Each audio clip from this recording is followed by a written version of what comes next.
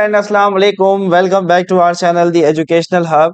So, class 10th students, how was your maths paper?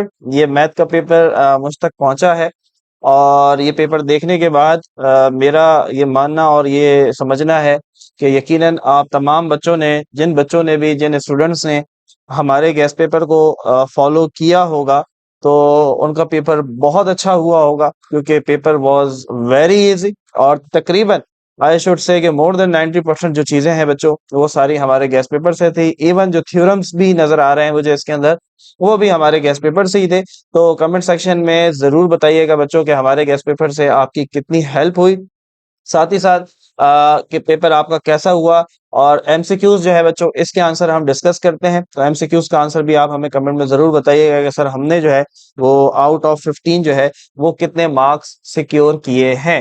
तो भाई पहला एमसीक्यू का आंसर क्या बताना चाहेंगे आप? It is not a commutative operation. तो ऑब्वियसली जो डिफरेंस होता है इसका आंसर अलग आता है, बाकी इन तीनों के आंसर हमेशा एक जैसे ही आते हैं। कैसे मतलब?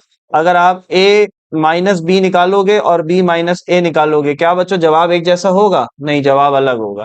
लेकिन आप ए यूनियन बी निकालें या बी यूनियन ए निकालें, आंसर सेम आएगा। आप ए इंटरसेक्शन बी निकालें या बी इंटरसेक्शन ए निकालें, आंसर सेम आएगा। साइमेट्रिक डिफरेंस आप ए साइमेट्रिक डिफरेंस बी निकालें या बी साइमेट्रिक डिफरेंस ए निकालें, आंसर एक जैसा ही आएगा। लेकिन डिफरेंस के अंदर ऐसा नहीं होता, ए माइनस बी का आंसर बी माइनस ए से डिफरेंट आता है। ठीक है, अच्छा भाई ये एमसीक्यू तो पीसी वाले से ही आ गया जो हमने यकीनन एग्जाम से पहले आपसे डिस्कस भी किया था, पीसी का guest paper.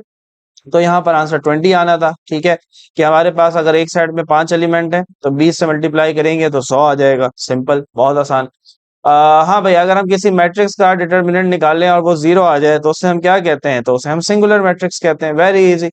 Symbol of similarity, अब यहाँ पर शायद कुछ बच्चे कंफ्यूज हुए हैं। कुछ ने ये साइन लगा दिया, ठीक है, और कुछ ने ये लगाया। तो बच्चों जो नंबर 3 ऑप्शन है that is correct one. Similarity के लिए हम ये साइन यूज करते हैं, ये हम बेसिकली कॉन्ग्रेंस के लिए यूज करते हैं। कॉन्ग्रेंस और सिमिलैरिटी ये दोनों डिफरेंट चीजें हैं, तो इसका आपने ख्याल रखना था। अच्छा जी, ये एमसीक्यू भी पीसी के गेस्ट पेपर से आया, जो मैंने आपको सॉल्व करवाए थे एमसीक्यू उसी में से आया। और इसका आंसर क्या था? इसका आंसर 5 था। ठीक है, जब हम इस प्रोपोर्शन को सॉल्व करेंगे। हाँ भाई, ऑल्टरनेटो का प्रॉपर्टी में क्या होता है कि बी जो है वो सी की जगह चला जाता है, सी जो है वो बी की जगह आ जाता है। तो ये हमारे पास बन जाता है A upon C is equal to B upon D, ये वाला। ठीक है, अच्छा जी, पी और क्यू के अगर हम रूट्स निकालें तो फॉर्मूला में पता है माइनस बी जो है माइनस बी अपॉन ए। ठीक है, ये फॉर्मूला होता है बच्चों जब भी हम रूट्स को ऐड करते हैं। तो लिहाजा इसका आंसर आपके पास आना था -5/2। ठीक है, चले जी आगे बढ़ते हैं। इस एमसीक्यू के अंदर भी कुछ बच्चे कंफ्यूज हैं। The inscribed angle of minor, देखो माइनर आर्क जो है ना, ये हमेशा याद रखो ये एक्यूट होती है। अगर मेजर आर्क पूछता ना तो फिर ये हमारे पास ऑब्ट्यूज होता। तो this answer is the correct answer, acute angle. An improper fraction, हाँ भाई उसको हम प्रॉपर कैसे बना सकते हैं? ऑब्वियसली अगर हम उसको डिवाइड कर देंगे वो छोटा हो जाएगा, तो वो हो जाएगा प्रॉपर फ्रैक्शन। नंबर 10, हाँ भाई ये फॉर्मूला सबने पढ़ा था चैप्टर 18 के अंदर, ये 19 के अंदर, 18 के अंदर I should say 1 plus omega square 0 के बराबर होता है। तो 1 को वहां ले गए तो -1 हो गया। बहुत आसान सा एमसीक्यू।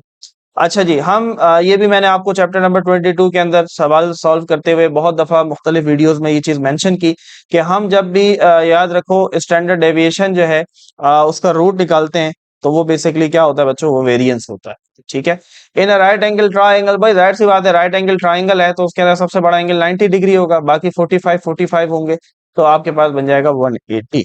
Is it clear? चलो भाई, ये भी हमारी जो वीडियो थी बच्चों ट्रिग्नोमेट्री ट्रिक से, यकीनन जिन बच्चों ने वो वीडियो देखी थी उन्होंने इसको आराम से कर लिया होगा।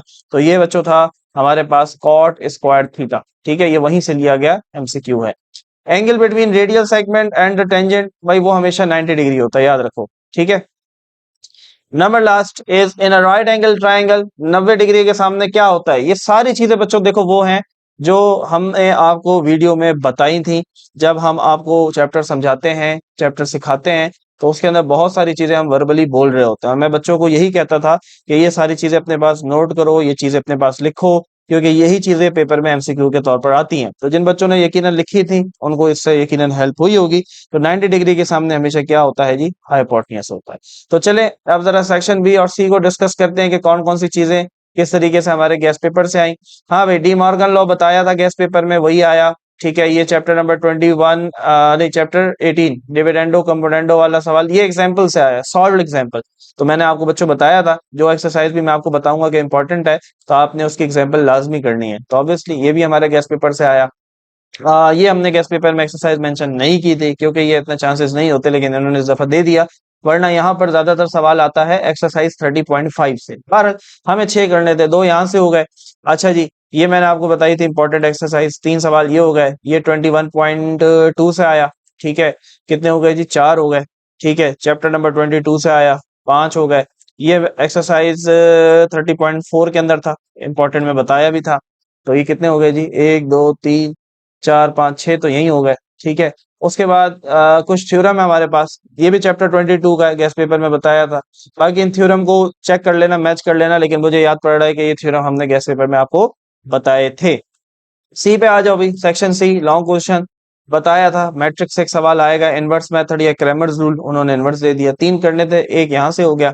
अच्छा, ये मैंने आपको बताया था इंपॉर्टेंट थ्योरम। ठीक है, ये आ गया, 2 तो ये हो गए। ये बताई थी आपको एक्सरसाइज मैंने, 3 हो गए। अब इनमें से कोई 3 हमने करने थे, 3 हो गए। ठीक है, आप लेकिन बहरहाल इन थ्योरम को भी देख लेना, मुझे कमेंट में आप मेंशन करना कि सर क्वेश्चन नंबर 13 हमारे गेस्ट पेपर से था या नहीं, और 16 में ये 2 हैं, तो इन दोनों में से आई थिंक ये दोनों ही हमारे गेस्ट पेपर से थे। तो बच्चों, ये था मैथ का पेपर, बहुत आसान पेपर था अगर आपने हमारे गेस्ट पेपर को फॉलो किया। And wish you very good luck for your remaining exam. आप अपने जो है बाकी पेपर्स बच्चों बहुत अच्छे करें। और अगेन क्लास 10 स्टूडेंट्स, आपको मैं फिर यही कहूंगा कि अपने एग्जाम के पेपर के एंड के बाद अपना एक दिन भी आपने वेस्ट नहीं करना है, फौरन से आपने जो है वो 11th क्लास में किसी अच्छे कोचिंग में एडमिशन लेके अपनी पढ़ाई का आगाज कर देना है। और हमें ये भी बताइएगा कि आप क्या चाहते हैं कि हम फर्स्ट ईयर में भी आपके लिए इसी तरीके से काम करें, क्या हम 11th की वीडियोस भी आपके लिए बनाएं, बायो के लिए, केमिस्ट्री, फिजिक्स के लिए। जरूर बताइएगा बच्चों, मिलते हैं आपसे नेक्स्ट वीडियो में। अपना बहुत सारा ख्याल रखें, wish you very good luck, हमें दुआ में याद रखें, फलस्तीन के लोगों को अपनी दुआ में याद रखें। अल्लाह हाफिज।